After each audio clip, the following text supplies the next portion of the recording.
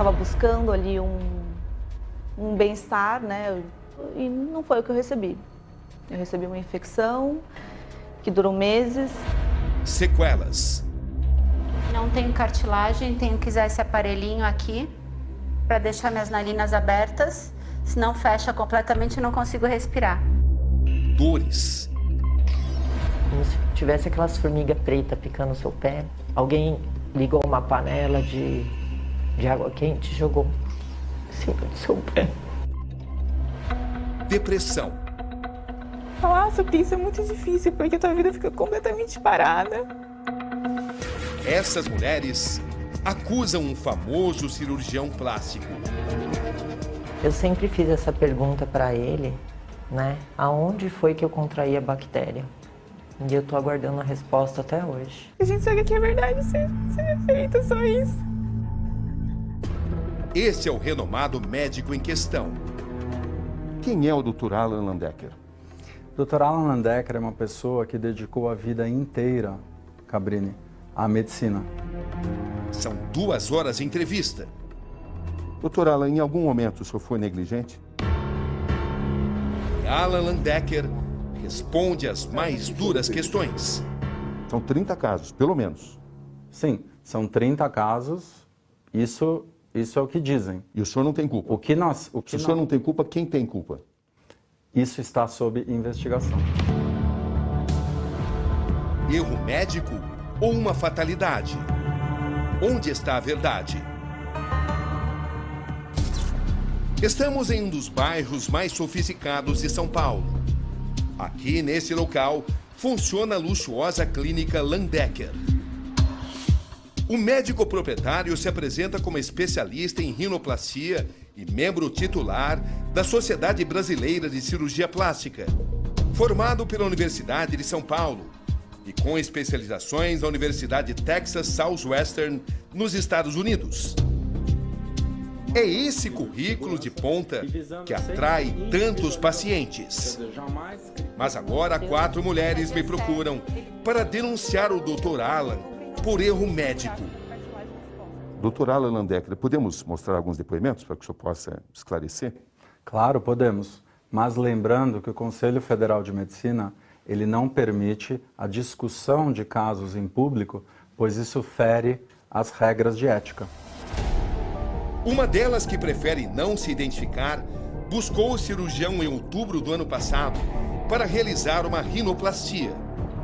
Ele fez uma simulação no computador, né? Do meu nariz e o nariz que ele poderia deixar para mim, que ele me dá um nariz ainda muito mais lindo do que aquela simulação. Dr. Alan, até que ponto o senhor prometeu às suas pacientes algo que o senhor não poderia entregar? Nós nunca prometemos um nariz perfeito, porque é impossível você controlar como o corpo cicatriza. Fazendo uma autocrítica, o senhor não acha que talvez tenha, de certa forma, enganado seus pacientes? De forma alguma.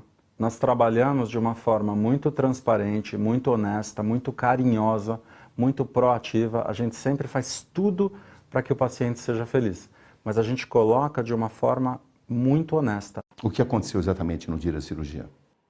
No dia da cirurgia foi tudo ok, correu tudo ok. Depois da cirurgia tive que tomar 30 dias direto de antibiótico. Quando eu estava quase acabando o antibiótico, abriu os pontos dentro do meu nariz. Como é que o senhor reage a essa frase que em nenhum momento, durante as consultas, os pacientes foram alertados sobre os riscos que estavam correndo? Essa informação não procede. Antes de todas as cirurgias, os pacientes assinam um termo, né, que a gente chama consentimento informado, que é um documento que informa aos pacientes todos os riscos que essa cirurgia oferece. Falei, como que eu peguei isso? Como é possível? Como se pega isso? O que eu fiz? Olha, eu fiquei em casa 1 mês.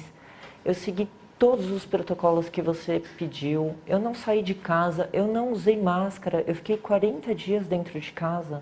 Qual foi a resposta? Ele falou para mim não se apegar a isso, para mim focar na minha cura, no meu tratamento, que não importava como eu tinha pego. Elas dizem que eram letras pequenas, mas que na conversa o senhor não fala sobre riscos. É o que elas dizem. Isso não é verdade. Nenhum médico que omite informações e que trata os pacientes do jeito que estão falando que eu trato, tem sucesso e faz 4.000 narizes em 20 anos. Não faz sentido. Esta é Sara Cardoso, modelo fotográfica, antes da rinoplastia. A jovem opera com o Dr. Alan também em outubro de 2020. Após um mês, eu notei que tinha um buraco no meu nariz e o médico me passou uma pomada manipulada para fechar esse buraco, só que ele nunca fechava. Quando você descobriu que havia algo errado? Ele me falou um dia, né, eu falei para ele que meu nariz estava inchado sempre, que estava dolorido. Ele falou: Sara, você está com infecção. Por que você não me avisou antes? Nessa hora que ele falou para mim que eu estava com infecção, ele já mandou tomar antibióticos, só que sem saber o que eu tinha, sem saber a bactéria que eu tinha, simplesmente me receitou, né? Uma história bastante parecida com a da estilista Juliana de Macedo. Ela operou com o Dr. Alan pela primeira vez em janeiro desse ano. Em abril, não estava conseguindo fechar mais o meu nariz na clínica, então ele marcou um procedimento novamente para fazer a retirada de uma cartilagem da minha orelha para poder fechar o buraco do nariz, que tinha pontos de necrose, buracos e tudo mais. E em junho, ainda com alguns buracos e coisa, ele fechou novamente em junho de 2021. Qual foi a bactéria? Eu gostaria muito de ter tido essa informação, mas eu não tive. Quando foi constatada a infecção, o Dr. Alan não pediu que eu fizesse nenhum exame. Ele constatou a infecção e automaticamente passou diversos antibióticos para tratar essa infecção. No caso de Marília Frank, a informação também teria sido omitida. A advogada passou por uma rinoplastia em maio, há menos de 6 meses. De repente eu tive uma infecção no nariz e eu falei: meu Deus, mas eu fiz tudo certo. Aí ele foi tirar o meu último curativo e ele viu que a minha cartilagem estava saindo para fora. Eu comecei a chorar. E aí ele falou assim: bom, agora é fim de semana, eu quero ir para o meu sítio, você vai para a sua casa e toma um Tilenol. Eu fui procurar um infectologista famoso aqui de São Paulo. O infectologista falou assim: você tem que operar essa moça amanhã, porque ela tem chance de perder o nariz. Eu ia ter que cortar meu nariz aqui, ficar só com buraco, porque eu estava com osteomielite. Aí ele não me operou no outro dia, ele foi operar justamente no dia do meu aniversário, dia 18 de junho. Ele tinha que me operar num sábado, ele me operou numa terça. Sara também reclama de atraso na segunda cirurgia. Eu consegui marcar só depois, porque as meninas da recepção falaram que ele estava cheio de cirurgias para fazer. E eu pensei: bom, então não é uma coisa tão grave, né? Porque se fosse uma coisa tão séria, ele deixaria de fazer cirurgias que tem para fazer e ia me atender. O que aconteceu exatamente no dia da cirurgia? Ele falou: Sara, eu tenho uma péssima notícia para te dar. Você tem um buraco aberto no seu nariz, está com a cartilagem exposta. Se a gente não operar de volta, vai acontecer a mesma coisa que aconteceu na tua cirurgia anterior.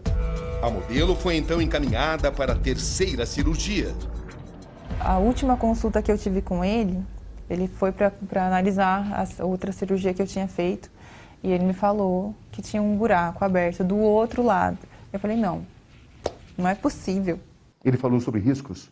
Ele falou que podia ser por culpa da máscara, né, por causa da pandemia, que a gente usava máscara. Só que eu dificilmente usava máscara porque eu fico mais em casa. E quando eu uso máscara, eu uso a descartável, eu uso, jogo fora. Ele se eximiu de responsabilidade? Ele comparou eu ter pego uma infecção com um carro que furava o pneu.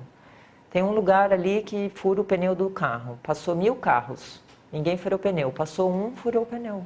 E se ele disser para a senhora que o que aconteceu com a senhora faz parte dos riscos médicos possíveis? A infecção sim, mas a negligência médica não. A senhora considera que o doutor Alan foi negligente? Claro, eu fiquei com osteomielite por causa da negligência médica, não por causa da infecção. Hoje a senhora apresenta sequelas? Sim, eu tenho dificuldade para respirar, eu não sinto cheiro de quase nada, foi afetado 80% do meu olfato. Eu passei isso mais de uma vez para o Dr. Alan, mas ele não deu tanta importância.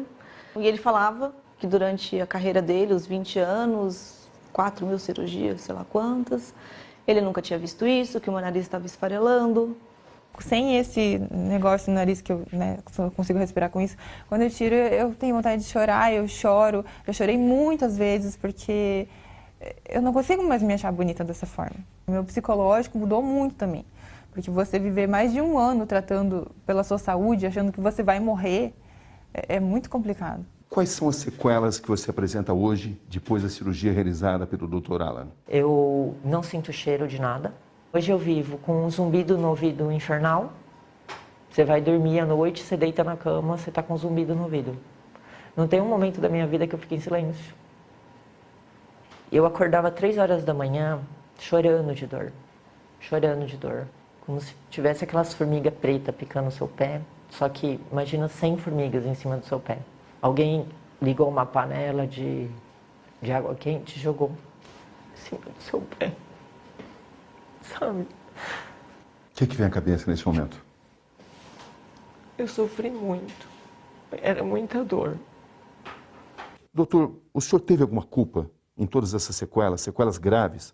Pacientes que perderam o olfato, pacientes que têm uma vida muito difícil nesse momento a partir de tudo que aconteceu. O senhor não teve nenhuma culpa sobre isso? Não houve nenhum tipo de culpa da equipe médica, não existe nenhum tipo de prova mostrando que nós erramos.